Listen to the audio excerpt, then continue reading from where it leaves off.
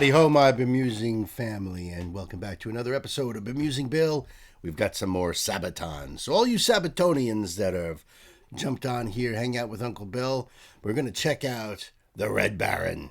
Now, I did ask for suggestions last time for anything live from Sabaton, and there were a lot of great suggestions. There's one particular title that keeps coming up, so that will be the first. But I've been wanting to get to the Red Baron because as a kid, you know, it was one of those mythological stories that you heard.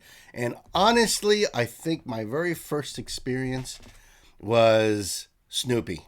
I believe Snoopy fought the Red Baron. Correct me if I'm wrong, but I'm pretty sure that was, you know, part of the Snoopy's play was pretending that he was a pilot, you know, and in a dogfight with the Red Baron. So, as a kid, you know, you just kind of, you know, knew the name. I think everybody knew the name, but I honestly don't know anything about the Red Baron. So, I'm dying to check this out. And, of course, it worked out so well last time that we're going to hit up the Sabaton history of the Red Baron and the song after this video. So, if you want to hang out for the full duration, cool. I think it's a great way of putting them both together in one easy to handle package. I will pause as little as possible because they're both very, very long. Also, the links will be down below in the description box. And if you'd like to support the channel, all those links are below as well. Like and subscribe. Check your subscription. For some reason, YouTube is kicking people out and then they're having to resubscribe. So check that. Make sure you still are. And one last point is I want to wish Tommy Johansson the very best of luck. As you probably know, he has departed ways with Sabaton amicably. He wants to pursue his solo work. I am going to be hitting up more Tommy previous, you know, what he's already put out and anticipation of what's coming next. So there will be Tommy Johansson coming up, Majestica, of course, coming up. And anything connected or related to Sabaton, I'm loving this band and its members. So let's just jump right in here and do this. I'm going to pull up the screen and let's go.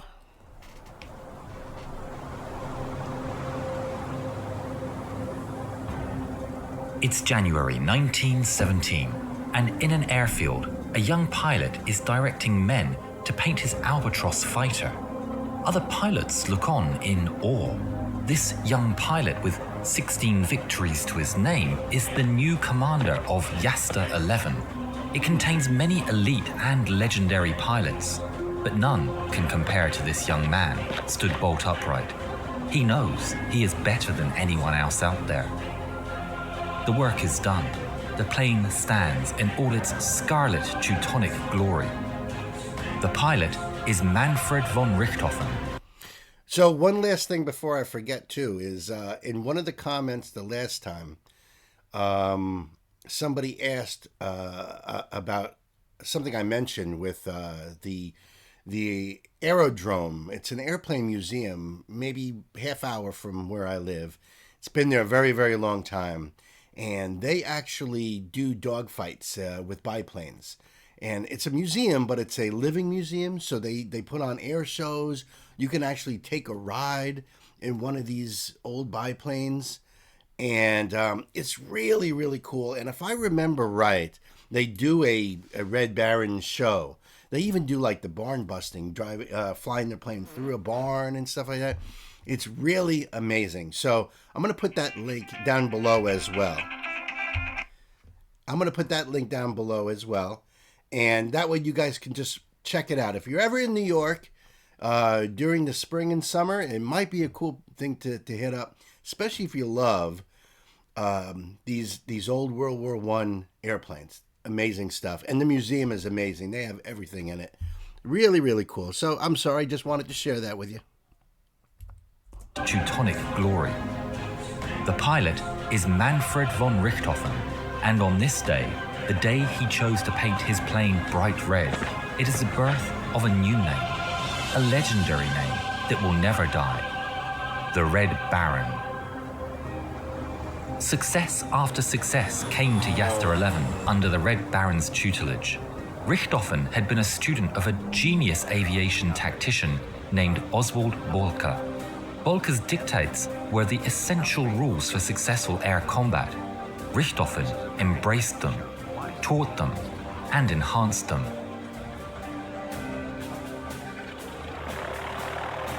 How can I be like you? Aim for the man, and don't miss him. He urged his men to fight on and fly on to the last drop of blood and the last drop of fuel, to the last beat of the heart. Richthofen and his Yaster 11 would become the nemesis of the Royal Flying Corps. The Yaster 11 in the heavens would seem like gods or demons to those on the ground. Stuck in the mud and the trenches, seeing the red whirling beast spitting fire overhead, the Germans whispered his name in awe, Der Rote Kampfflieger. The Allies whispered it in equal fear and awe, the Red Baron. But there was one thing that all sides agreed upon. He was the king of the sky.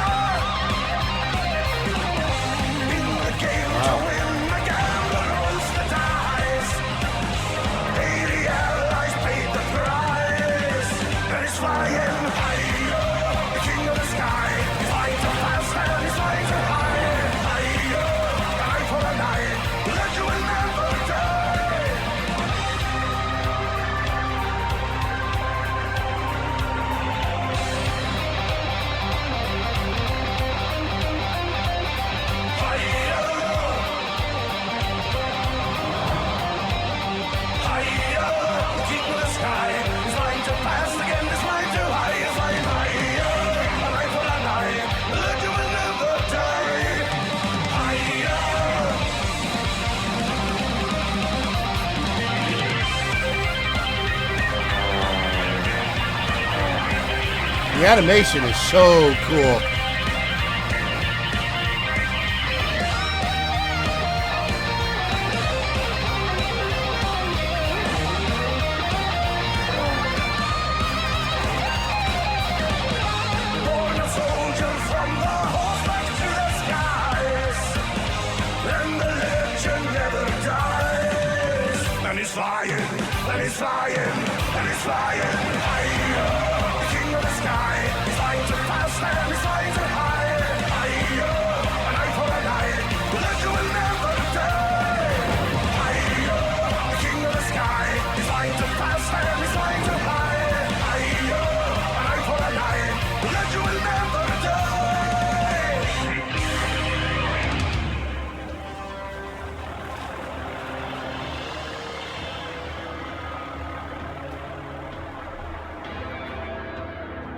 His injuries caused him repeated issues, with headaches and nausea. He also suffered a change in mood and temperament, which became darker. The thrill of combat lessened. He wrote, "I am in wretched spirits after every aerial combat. I believe that the war is not as the people at home might imagine it, with a hurrah and a roar. It's very serious, very grim." Yeah. On April the 21st, I think all those guys, didn't matter what side you're on, jumping in those airplanes made out of balsa wood and canvas and taken to the skies. You're in an open cockpit. Yeah, you're not going like super fast or nothing, but you know, you got to be a little nuts. You got to be a little nuts. I mean, sure, it sounds fun, but not when people, you know, it's one thing to be flying, another thing when, you know, you have machine gun fire coming down on you. Yeah, they had to be a little bit touched there. I mean, bless them all, but I don't know if that would be like the thing I would want to jump right into doing. Serious, very grim. On April the 21st, 1918, the Red Baron got into his famous Fokker triplane and took off into the morning sky. It was the flight that would bring his life to an end. He spotted a Sopwith camel and gave chase.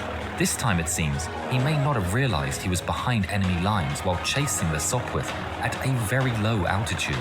At the time, due to wind conditions and the moving of the front lines, he uncharacteristically continued the chase too far.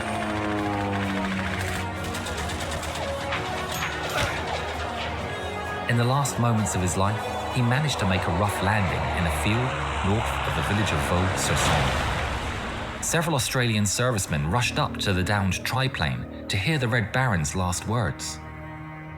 Kaput. The king of the sky was dead, but his legend would never die. The Red Baron was treated with great respect and was interred with full military honours by the personnel of No. 3 Squadron, Australian Flying Corps. Allied squadrons stationed nearby came to pay their respects. Memorial wreaths were laid, one of which was inscribed with the words, "To our gallant and worthy foe."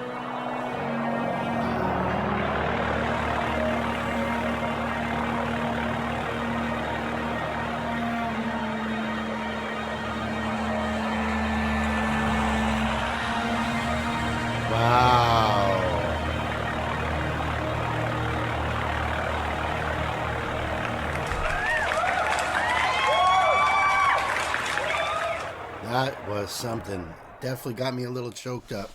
Wow, what a song. That was epic. Great story, an amazing song. I love his voice. I love his vocals, guitar playing, the drumming, the bass lines. And I've learned now so much about the mighty Red Baron. And I say, well, how about we check out their history channel and let's learn some more here. And because I'm so fascinated right now, I'm sure you guys are too. So I'm really appreciate you guys sticking with me for this part of our journey. And why not? This is so cool. Bring up the screen and let's do this. I'm Indy Nidell. And I'm Milwaukee from Sabaton, and this is Sabaton History. Now, we are standing in front of a bunker from the First World War because we're going to be talking about one of the songs from your album, The Great War. And today we're going to be talking about the Red Baron. Now, everybody knows who the Red Baron is. No.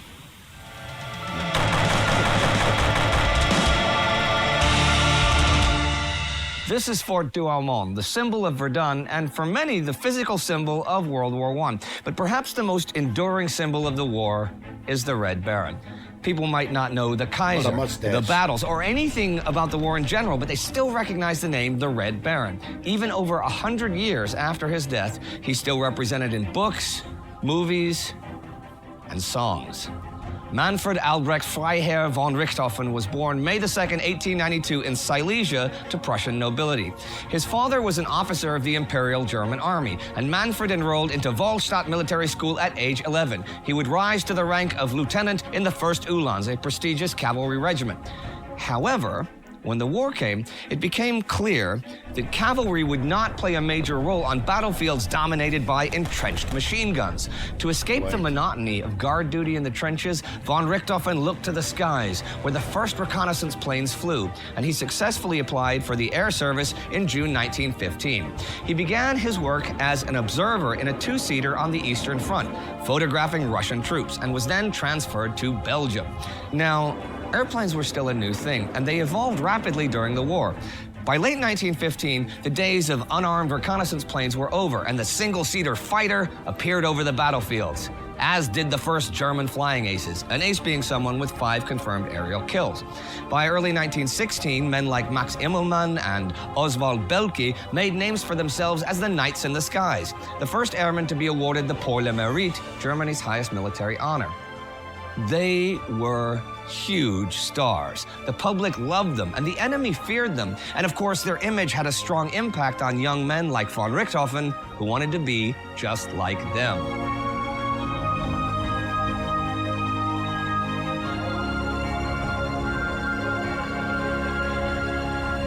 This was the period of the Fokker scourge, since thanks to Anthony Fokker's synchronization gear, German pilots were able to fire through their propellers and aim the gun by aiming the plane. And this changed how aerial warfare was conducted. Fighting in the sky reached a new level of intensity.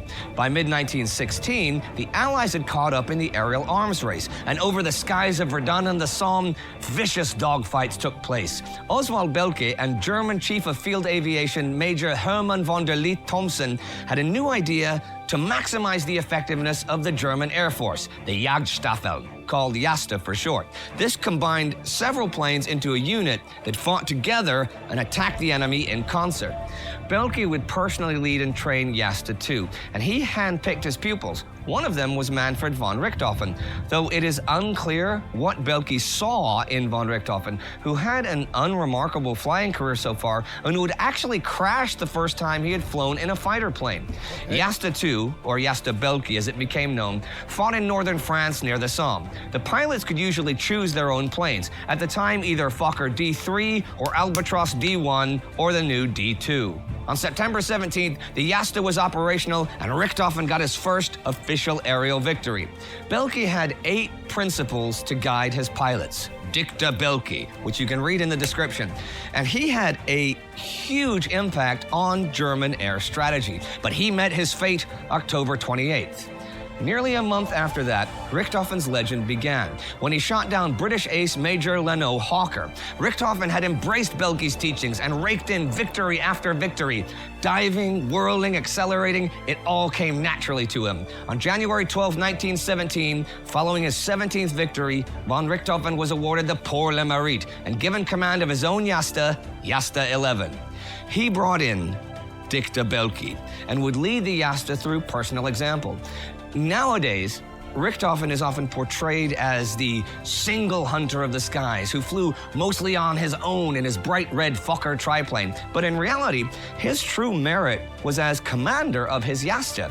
He was as skillful an organizer, teacher, and leader as he was a killer in the skies. Under his command, new aces emerged like Kurt Wolff, Werner Voss, and Manfred's own younger brother, Lothar von Richthofen. Wow. As spring arrived, they were equipped with a new Albatros D3, and what was known as Bloody April began.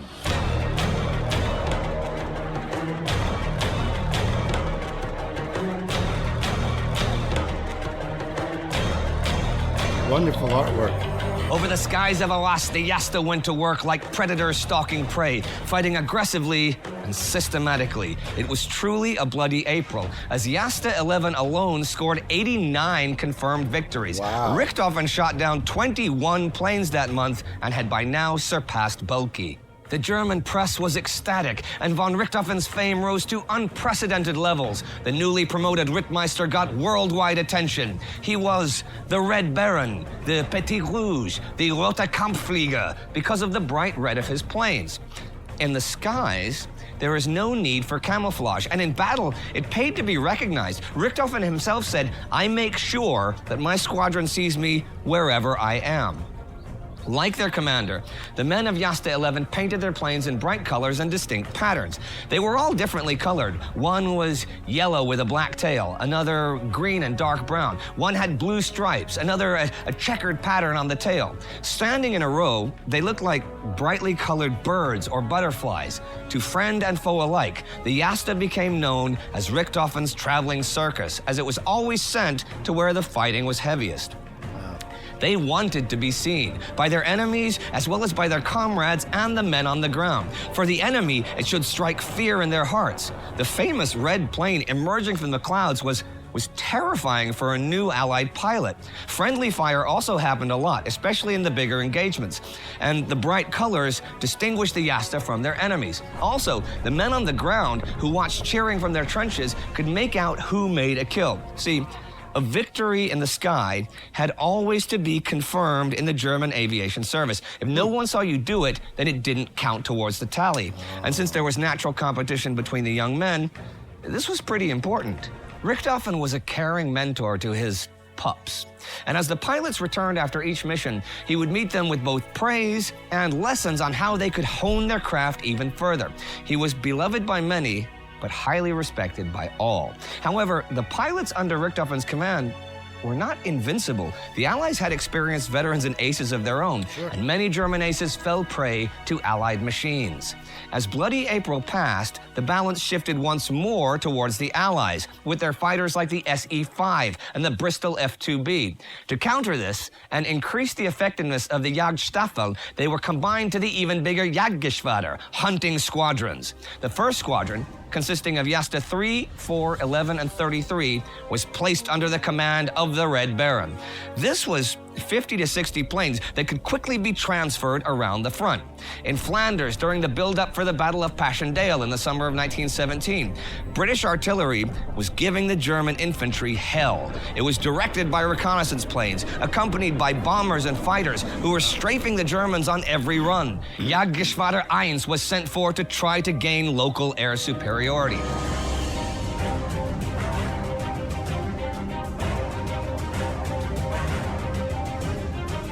On July 6th, von Richthofen led the mission, and they encountered an enemy bomber squadron.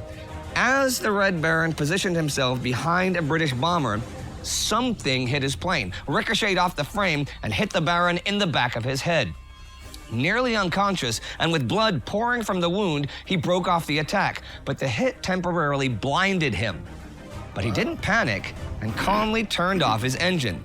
There was nothing he could do until the shock wore off and his sight returned. His plane had lost altitude by then, but two other pilots had guarded their commander from the enemy.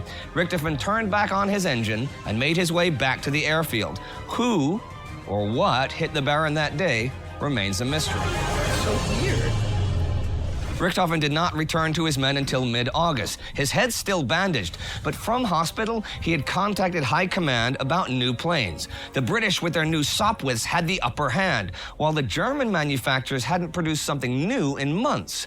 On his return to the squadron, Anthony Fokker himself was there to greet the Red Baron with the new Fokker triplanes, the Fokker V4 prototypes. Fokker, of course, used the meeting as a PR coup, filming the Red Baron in the new triplane, which is another reason why the triplane became so associated with the Red Baron.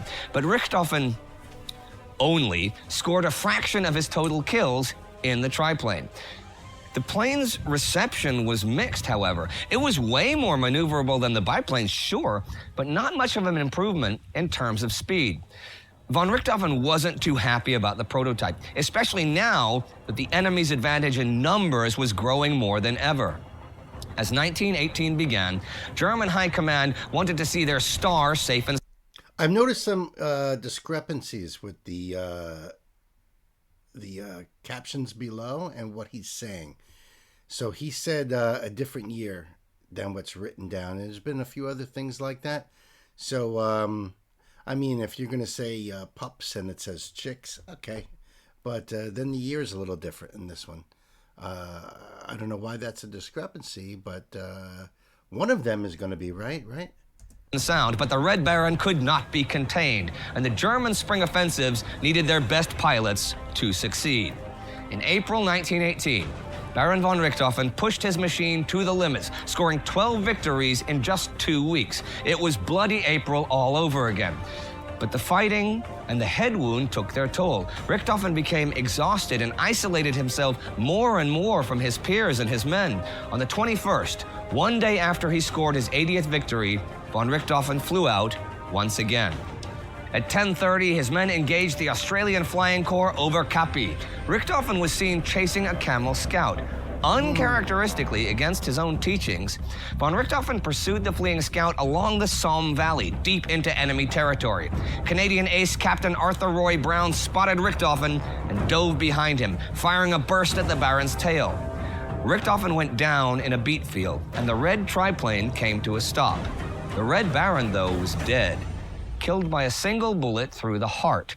Captain Brown is officially credited for bringing down Richthofen's plane, but it is more likely that the Baron was hit by fire from the ground as he was flying fairly low. But still to this day, there is a lot of controversy about the exact circumstances of his death.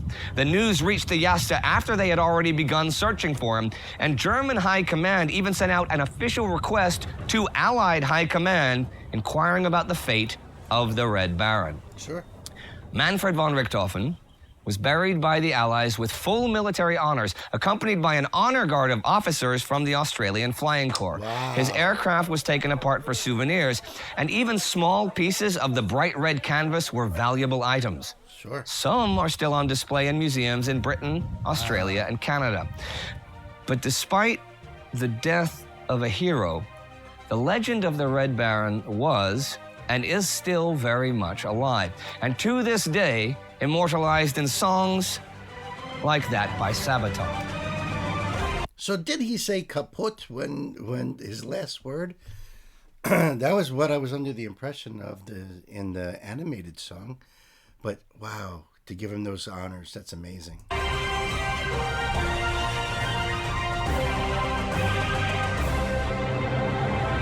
Okay, like I said, you guys do have a song about the Red Baron. It's on your new album, The Great War. Yes. Well, tell us a bit about it. Well, it's a bit of a different animal, actually. This one is a very fast shuffle track, and it reminds me somehow about punk rock. Do the beat a bit.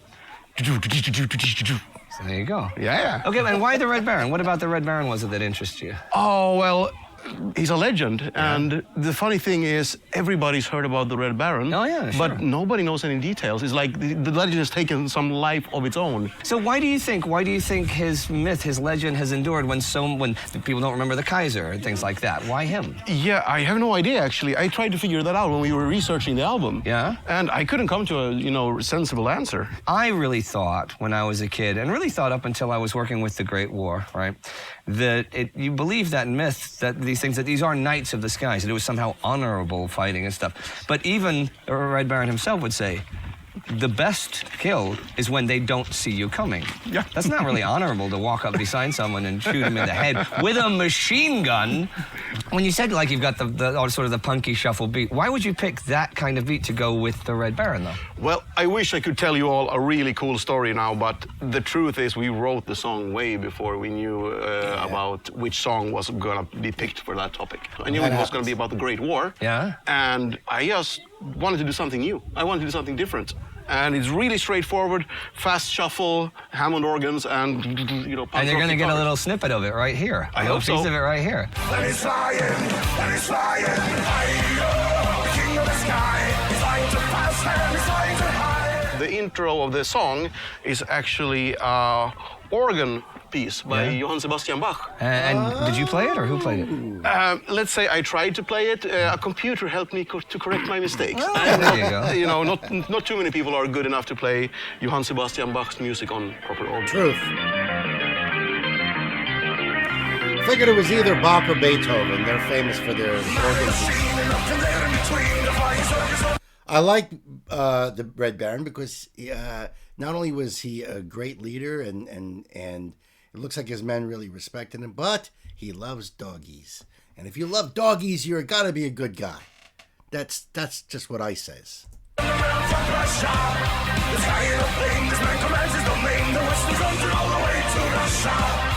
All right, everyone, that's it for today. And if you're curious of our new album, The Great War, For the patrons, there's a special edition, all right? If you can't support us on Patreon, that's all right too. We love you anyway. But you can help us through subscribing, turning on notifications, commenting on these videos, start talking, have conversations there, for God's sake, and also spread it on other social media, all right? And if you want more of Sabaton's heavy metal music, we have plenty of it on the Sabaton official channel. Woohoo! And if you want more history, there's the Time Ghost and the World War II channel. So there's plenty for you to check out and plenty more to come. And if you want to see more Sabaton history stuff, you can click right there for more heavy metal. Yes!